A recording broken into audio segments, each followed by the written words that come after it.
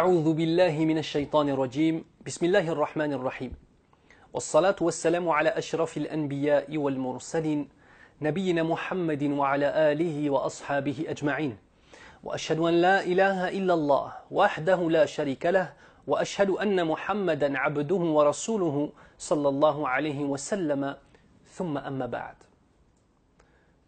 Une réalité, c'est que ce qui se trouve dans notre cœur se matérialise par nos paroles et par nos actions. Ainsi, un cœur éduqué sur la véracité, sur la piété, sur la bonté, sur la droiture, ce cœur-là va se concrétiser, l'intérieur même de ce cœur va se concrétiser par des paroles douces, des paroles qui renferment la vérité du message de l'islam et qui renferment d'une façon plus générale le fait de dire toujours la vérité.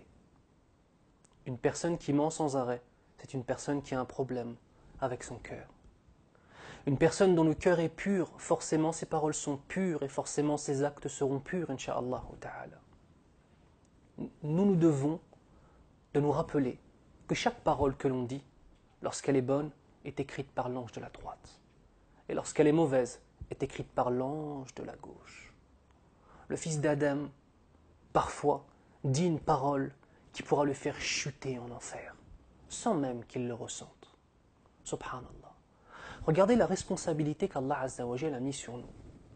Regardez à quel point le musulman ou la musulmane sont des êtres responsables, sont des êtres intelligents. La moindre de tes paroles peut te faire accéder au plus haut degré du paradis. Parfois, une seule parole, une seule bonne parole, un seul conseil, parfois un seul sourire. Mais de la même façon, une seule parole, un seul mauvais conseil, le fait d'appeler les gens au mal peut te faire tomber au plus bas degré de l'enfer. Allahumma hafadna min dhalik. On demande à Allah Azza wa Jal qu'il nous préserve de cela. Le prophète sallallahu alayhi wa sallam nous dit Inna as-sidqa yahdi ila al-birr. Certes, le fait d'être véridique guide vers la piété. Wa inna al-birra yahdi ila al-jannah. Et certes, la piété amène et guide vers le paradis.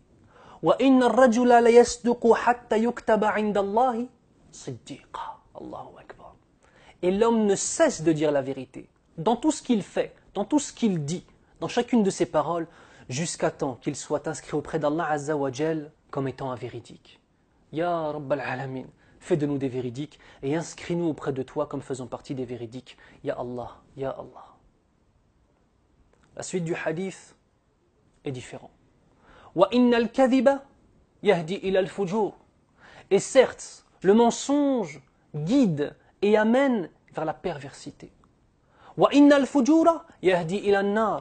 Et la perversité amène à l'enfer, guide vers l'enfer, dirige ses partisans vers l'enfer. Wa inna ar-rajula la yakdhibu hatta yuktaba 'inda Allahi kadhaba. Allahumma hafadna ya rabbal alamin. Qu'Allah nous préserve. Et certes, l'homme ne cesse de mentir jusqu'à temps qu'Allah Azza wa Jal l'inscrive auprès de lui comme étant un menteur. Ce mensonge-là, ya akhil karim, ces paroles-là que tu dis, ces paroles-là que tu dis mon frère, que tu dis ma sœur, chaque parole est importante, dans le bien ou dans le mal. Regarde comment le prophète sallallahu alayhi wa sallam donne de l'importance au fait de dire la vérité. Ça amène la piété, ça amène le paradis. Quand on mensonge, c'est l'inverse. Une question intéressante est de savoir qu'est-ce qu'un mensonge, parce que souvent les gens ont une image assez limitée de qu'est-ce qu'un mensonge. Les gens pensent qu'un mensonge, c'est d'inventer quelque chose sur quelqu'un ou sur un sujet. Effectivement, c'est un mensonge. Mais cela ne se limite pas à cela. Donc le premier type de mensonge, c'est d'inventer une chose qui est complètement fausse. Le deuxième type de mensonge, c'est d'entendre une information et de rajouter quelque chose. Subhanallah.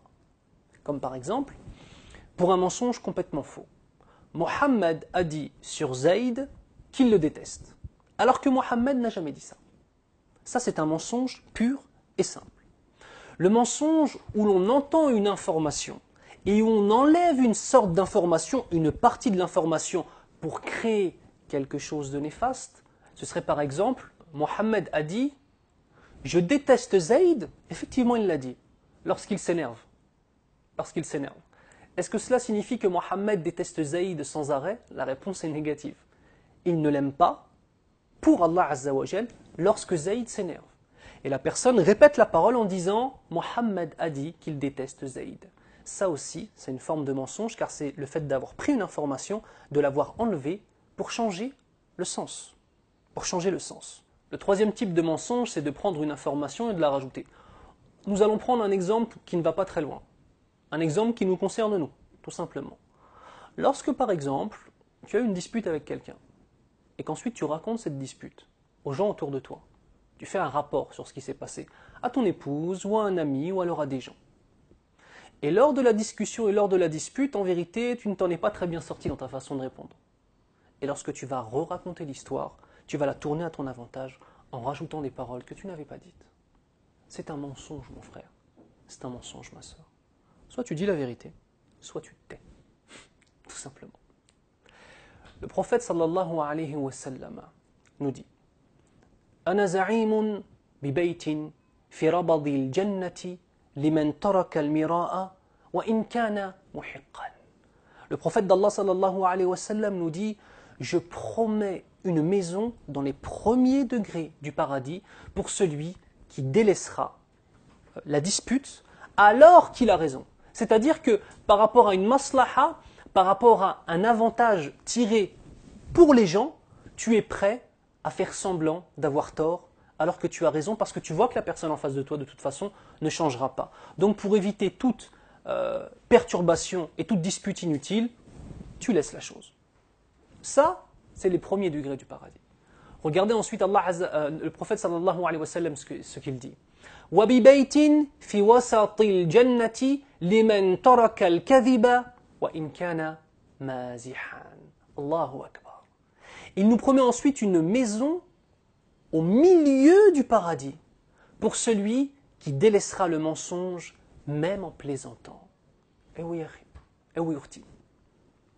Un mensonge lors d'une plaisanterie est considéré par Allah Azza wa Jal comme étant un mensonge. C'est-à-dire que la pureté du musulman est dans tout. Aussi bien dans les paroles sérieuses que même dans les paroles où il plaisante. Il n'y a pas de mensonge. On ne fait pas semblant d'eux. Subhanallah. Il y a d'ailleurs, subhanallah, cette histoire qui est connue du prophète sallallahu alayhi wa sallam, où une vieille femme vient interroger le prophète sallallahu alayhi wa sallam et il lui dit « Les vieilles comme toi ne rentreront pas au paradis. » Subhanallah. Imaginez-vous le prophète d'Allah Azza wa Jal qui vous dit ça. Cette femme s'est retrouvée dans une situation extrêmement difficile. Puis le prophète sallallahu alayhi wa sallam de sourire et même de rire et de lui dire car effectivement, toutes les femmes du paradis sont jeunes et belles et il n'y a pas de femme qui soit vieille. Même dans la plaisanterie, le prophète sallallahu alayhi wa sallam ne mentait pas. Ne mentait pas. Et la dernière partie du hadith c'est wa bi baytin fi a'la al-jannati liman hasuna khuluquhu. Et il nous promet à la fin du hadith une maison au plus haut degré du paradis pour celui qui va parfaire son comportement. Et ce mois de Ramadan est une occasion pour nous de nous éduquer, à délaisser le mensonge, à délaisser les insultes, à délaisser les mauvaises choses aussi bien dans nos paroles que dans nos actes. Alors mes frères et mes sœurs, comprenez bien une chose, c'est que le mois de Ramadan est une occasion de changer, est une occasion de poser des graines qui vont fleurir tout au long de votre existence. Le but, ce n'est pas simplement de délaisser le mensonge pendant le mois de Ramadan, non. Le but, c'est que le mois de Ramadan soit un moment qui va te motiver encore plus à le délaisser. Et que ce soit des étapes supérieures dans ton existence et dans ta spiritualité et dans ta relation avec Allah subhanahu wa ta'ala. C'est ça qui est important. Que le mois de Ramadan soit une école, que l'on s'améliore et que l'on change. Mon frère, ma sœur, combien de jours de Ramadan sont passés? Nous avons dit 1 mois pour changer ta vie. Qu'est-ce qui a changé jusqu'à aujourd'hui? Aujourd'hui, nous sommes le combien du mois de Ramadan? Pose-toi la question. Qu'as-tu changé dans ton cœur, dans tes actions, dans tes paroles, dans ta relation avec le Coran, dans ta relation avec ton mari, avec tes enfants, dans ta relation avec Allah Azza wa Jal, dans tes prières de nuit, dans tes prières de jour, dans le khushu', dans la concentration que tu as dans la prière? Aujourd'hui, c'est peut-être déjà le moment de commencer à faire un bilan. alors change ta vie, akhi. Change ta vie, ya ukhti. Demande à Allah Azza wa Jal de faire en sorte que nos vies changent pour le meilleur, c'est-à-dire pour son obéissance. سبحانك اللهم وبحمدك أشهد أن لا إله إلا أنت أستغفرك وأتوب إليك. صحفتركم يا إخوان.